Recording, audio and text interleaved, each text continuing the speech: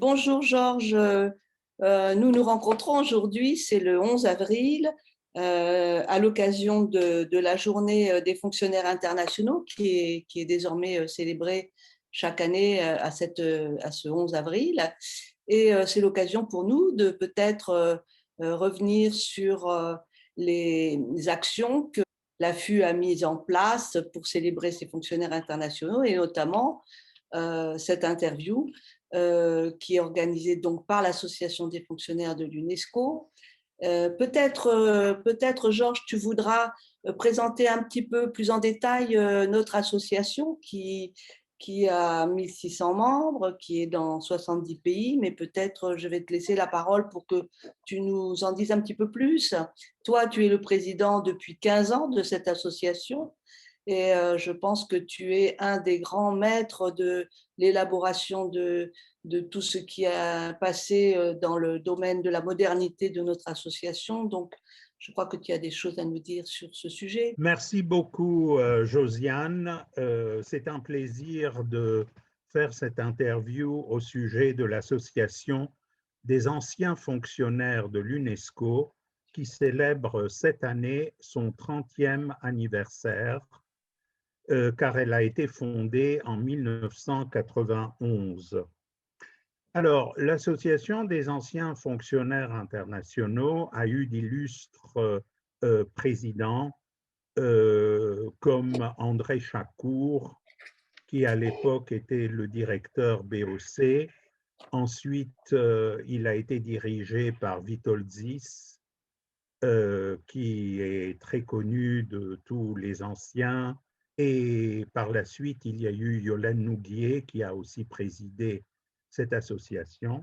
Mais effectivement, je viens de réaliser moi-même que finalement, avec mes 15 ans de présidence, finalement, j'aurais présidé cette association pour la moitié de son existence les 15 dernières années. Alors, cette association a comme organe dirigeant 3 instances.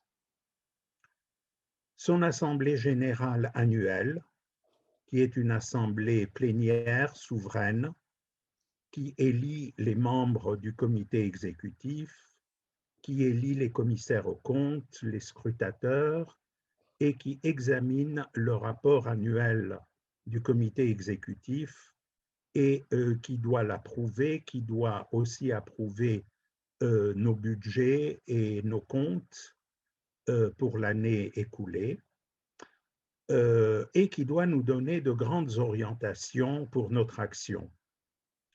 Ensuite, il y a le comité exécutif qui est composé de 12 membres qui sont tous élus par l'Assemblée générale et eux-mêmes élisent un bureau.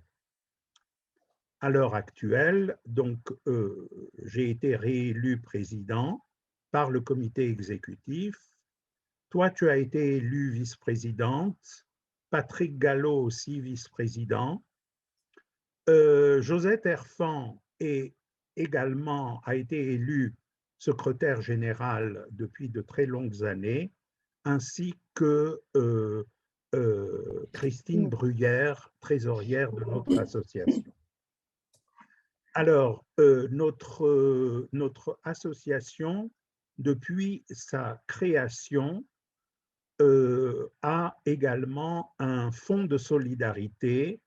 C'est un fonds de solidarité qui est alimenté par les contributions volontaires de ses membres et c'est un fonds de solidarité qui examine les cas dans lesquels certains de nos collègues ont besoin d'une aide ponctuelle pour faire face à des dépenses quelquefois de santé ou des dépenses qui tout à coup se présentent à elles, comme ça peut arriver dans la vie. Ou des prêts. Il faut savoir que ou des prêts, absolument. Tu en sais quelque chose, Josiane, parce que tu es la présidente de ce fonds de solidarité. Et nous savons tous que tous les membres les retraités et qui sont membres de cette association, retraités de l'UNESCO, n'ont pas toujours des pensions très importantes. Certaines personnes quittent l'UNESCO avec de petites pensions, enfin relativement petites, bien entendu. Nous publions aussi une revue qui est très appréciée de par le monde, qui est très appréciée, qui est diffusée à 1600 exemplaires à tous les membres de l'AFU, mais aussi qui est diffusée auprès des délégations permanentes, qui est diffusée au sein de l'UNESCO, aux directeurs, ainsi que hors siège aux représentants de l'UNESCO. Et notre association est également l'une des membres de la FAFIX, c'est-à-dire de la Fédération des associations des anciens fonctionnaires internationaux, dont le siège est à Genève. Et à l'heure actuelle, la FAFIX a 63 associations membres, dont l'AFU est l'une d'entre elles. Georges, je vois, de par la présentation que tu fais de notre association, qu'elle sous-tend évidemment beaucoup d'activités, compte tenu de tous ces partenariats que tu as déjà cités. Les rôles, et nous le savons bien, au sein des commissions, des clubs, sont divers et variés. Peut-être pourrions-nous faire un peu le tour des principales actions, des principales participations que nous faisons vivre au sein de notre association. C'est une chose qui peut beaucoup intéresser les fonctionnaires en activité, parce qu'ils pourraient se demander, mais finalement, pourquoi est-ce qu'à ma retraite, je devrais devenir membre de cette association des anciens fonctionnaires? Alors, notre association, l'AFU, défend les intérêts matériels et moraux des retraités. Ceci est une chose très importante. Le deuxième grand axe, c'est qu'elle continue de maintenir les liens et les relations entre les actifs, les fonctionnaires en activité et les retraités. Et c'est une manière pour les retraités de ne pas couper ce cordon ombilical qui nous relie sans doute pour toujours quand nous avons travaillé 20 ans, 25 ans, 30 ans pour l'UNESCO. Nous apportons des informations essentielles à tous les retraités. Nous les informons de leurs droits, de ce qui évolue, car tout ce qui vit évolue, sur tout ce qui peut les intéresser et les toucher de près. Aussi, avons-nous un certain nombre de commissions, de clubs, de comités qui suivent des questions essentielles. Toi-même, tu diriges la commission des pensions et de la fiscalité, c'est-à-dire que nous participons aux travaux du comité mixte des pensions du personnel des Nations Unies, car c'est dans ce comité mixte que se prennent les décisions les plus importantes, même si par la suite elles doivent être entérinées par l'Assemblée générale des Nations Unies. Et cette activité se fait justement à travers la fédération, la FAFIX, dont tout à l'heure j'ai mentionné l'existence. Il y a aussi la commission des activités culturelles qui est dirigée par la secrétaire générale, Josette Erfan, et il y a également la commission de l'assurance maladie. Ça aussi, c'est un des aspects qui intéresse énormément tous les retraités quand ils partent à la retraite. c'est une commission que je préside et je suis en cela épaulé par Christine Bruyère et qui fait un travail absolument remarquable au sein du comité de gestion de la Caisse d'assurance maladie et elle va se représenter et j'espère que tous les retraités vont voter pour elle, car elle fait un travail absolument remarquable. Ensuite, il y a le club Mémoire et Avenir, qui est présidé par Neda Ferrier et qui, justement, essaye de maintenir vive la mémoire institutionnelle de l'UNESCO, c'est-à-dire notre mémoire collective à nous tous qui avons servi l'organisation durant de longues années, quelquefois.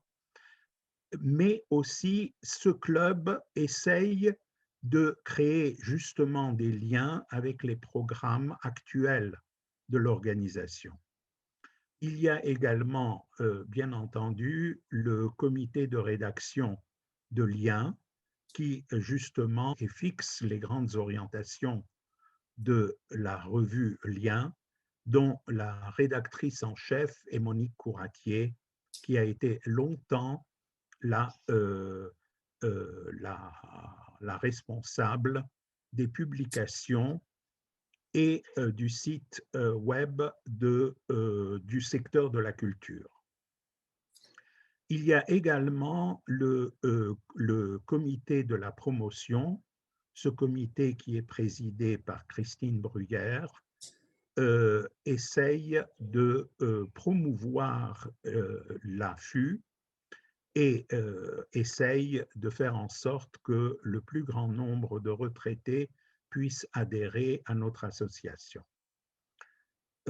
Enfin, il y a le club de lecture qui désormais s'appelle Un ou une auteur, un livre, une heure, et qui est présidé par Patrick Gallo, qui est aussi le webmaster de notre site qui vient d'être renouvelé de fond en comble récemment et pour le mieux, du moins nous l'espérons.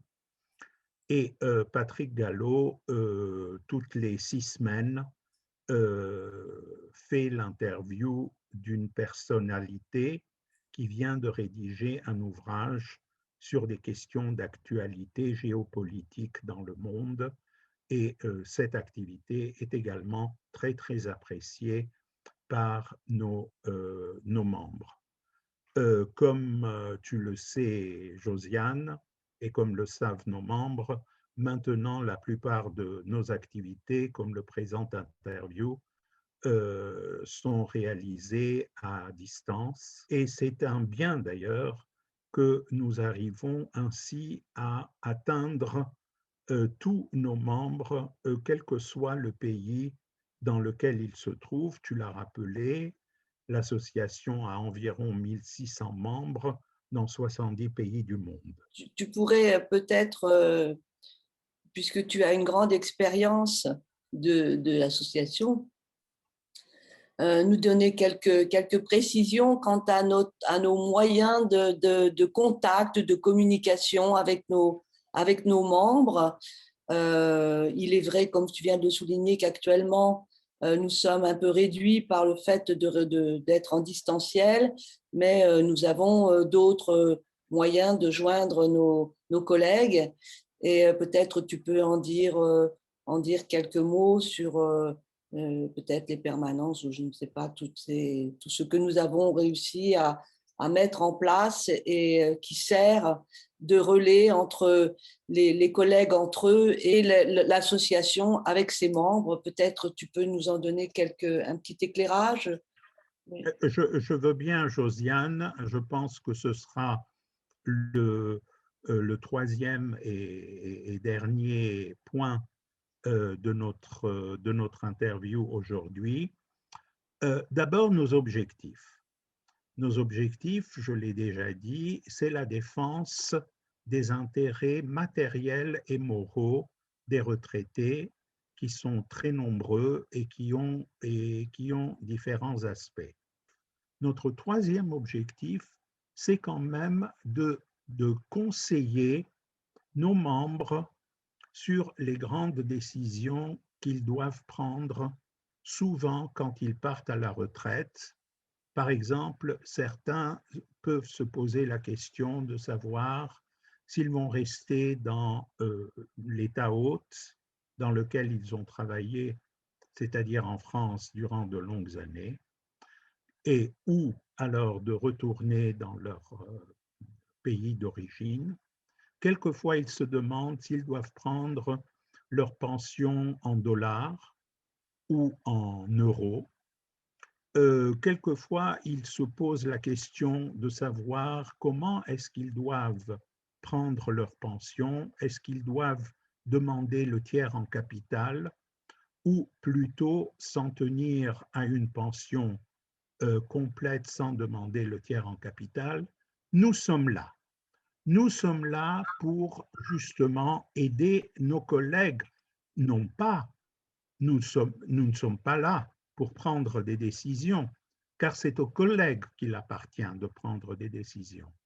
Mais nous sommes là pour leur présenter les différentes options, pour leur présenter les pour et les contre, et y compris, par exemple, certains collègues qui se demandent s'ils doivent rester à la caisse d'assurance maladie de l'UNESCO ou s'ils doivent la quitter quand ils ont d'autres options, par exemple, d'adhérer à la caisse d'assurance maladie, à la sécurité sociale française, etc.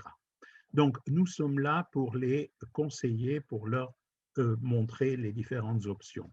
Comment est-ce qu'on organise ceci? On l'organise sous forme de permanence, c'est-à-dire que tous les jours, dans l'après-midi, il y a un collègue du comité exécutif qui est là pour répondre à un certain nombre de leurs questions par email ou par téléphone. Alors, les lundis, c'est pension et fiscalité, ainsi que les questions sociales. Nous avons la chance d'avoir au comité exécutif une ancienne assistante sociale de l'UNESCO, à savoir Odile Blondy, que tout le monde connaît, et elle est là pour conseiller nos collègues sur des questions aussi sociales qui quelquefois les concernent, mais qui aussi peuvent concerner leurs parents, leurs enfants et leurs dépendants, comme on dit.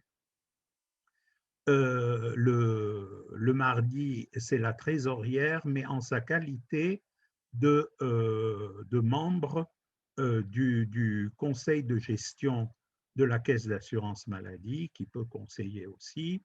Le mercredi, c'est les activités culturelles avec Josette Erfan, qui fait une permanence.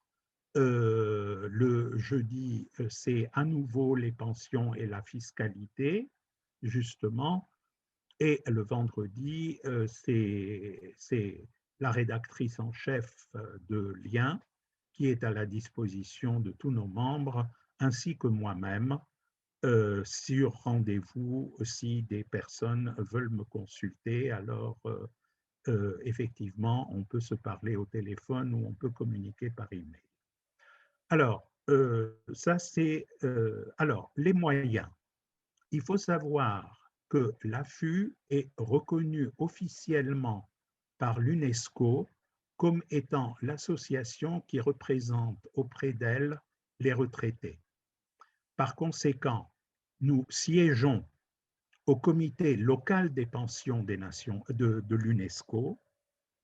Nous siégeons en qualité d'observateurs au conseil de gestion de la caisse d'assurance maladie. Nous siégeons en qualité d'observateurs aussi au comité pour les indemnisations et les invalidités. Nous sommes également observateurs au CEPU, exactement, et il y a toute une série d'autres instances de l'UNESCO dans lesquelles nous représentons les intérêts des retraités.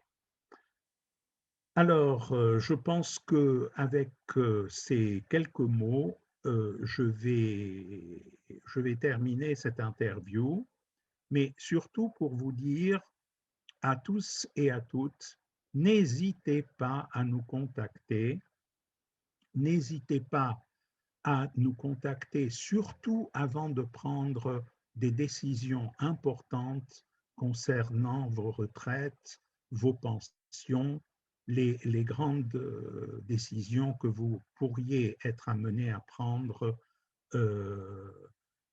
quand vous passez de ce moment de l'activité, non pas à la retraite, qui est un mot que je n'ai jamais aimé.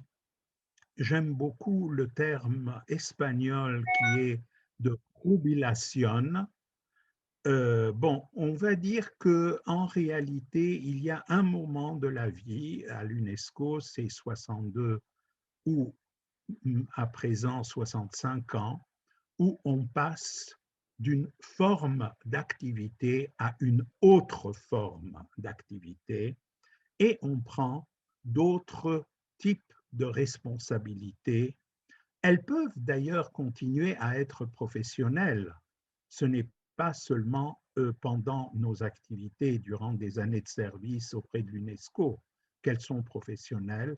On peut prendre d'autres responsabilités professionnelles, mais elles sont d'un autre type que de travailler toute la semaine 7 heures ou 7 heures et demie par jour pour une organisation. Voilà, c'est d'autres types. Peut-être, oui, excuse-moi, peut-être avant de se quitter, 2021 est une année très riche en anniversaires. Peut-être voudras-tu rappeler des dates très essentielles pour notre système des Nations Unies et peut-être parler de notre initiative concernant la déclaration que nous avons proposée à la FAFIX et qui a été suivie. Ensuite, peut-être je vais te laisser conclure sur ce point. Oui, tu as tout à fait raison de me rappeler la date charnière de 2021, car l'UNESCO est en train de célébrer son 75e anniversaire, de même que l'Organisation des Nations Unies, et il y a toute une série d'autres instances des Nations Unies qui ont été créées non pas il y a 75 ans, mais certains il y a 60 ans, d'autres il y a 45 ans, etc. Curieusement, 2021 est une date comme ça, avec des anniversaires, avec des chiffres ronds. Et au demeurant, nous allons aussi célébrer cette année le 100e anniversaire de notre ancien directeur général, M. Amadou Mahtarambo. Mais je reviens à ce que tu me posais comme question. Effectivement, en 2019, l'AFU avait pris l'initiative de proposer à la FAFIX l'adoption d'un hommage aux fonctionnaires, aux générations passées et présentes des fonctionnaires internationaux. Cet hommage était essentiel parce que aussi 2021 présente le 100e anniversaire de la Société des Nations qui a existé et après, comme vous le savez, qui a été dissoute.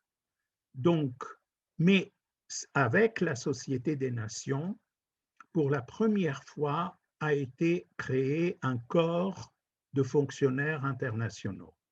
Donc, il nous a paru essentiel de présenter un hommage à l'adoption de l'ensemble de la Fédération des fonctionnaires internationaux. Cet hommage a été adopté au Conseil annuel de la FAFIX en 2020 Et cet hommage se trouve dans la revue Lien, et également elle est sur notre site web, et c'est un hommage qui justement propose à l'Assemblée générale des Nations unies, à travers son secrétaire général, de déclarer le 11 avril de chaque année journée des fonctionnaires internationaux. Il est important que aussi la communauté internationale reconnaisse que les fonctionnaires internationaux ont quelquefois donné toute leur vie, ils ont donné leur intelligence, ils ont mis tout leur temps au service de la communauté internationale pour la paix et le développement.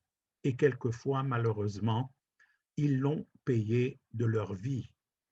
Et par conséquent, il paraissait essentiel que pour le 75e anniversaire des Nations unies et de l'UNESCO, il y ait une reconnaissance du travail et des services rendus par les fonctionnaires internationaux. Georges, je pense que nous pourrions encore parler très longtemps de l'affût et malheureusement, il faut savoir, pour même les bonnes choses, c'est arrêté. J'aimerais toutefois que ensemble, nous puissions appeler nos collègues, nos anciens collègues et les prochains nouveaux collègues, qu'il existe une place pour chacun dans notre association, probablement. Il suffit à eux de venir juste nous rejoindre. En effet, peut-être que le mot de la fin, c'est toi qui l'as donné, Josiane, c'est-à-dire, surtout, venez vous joindre à nous au moment où vous passez d'une forme d'activité à une autre forme d'activité, où que vous alliez, où que vous alliez, euh, et il est important que vous restiez reliés à vos anciens collègues et à l'organisation dans son ensemble, dans son évolution. Rejoignez-nous et surtout, venez nous poser toutes les questions que vous avez et nous faire aussi toutes les suggestions que vous pourriez avoir pour nos activités futures.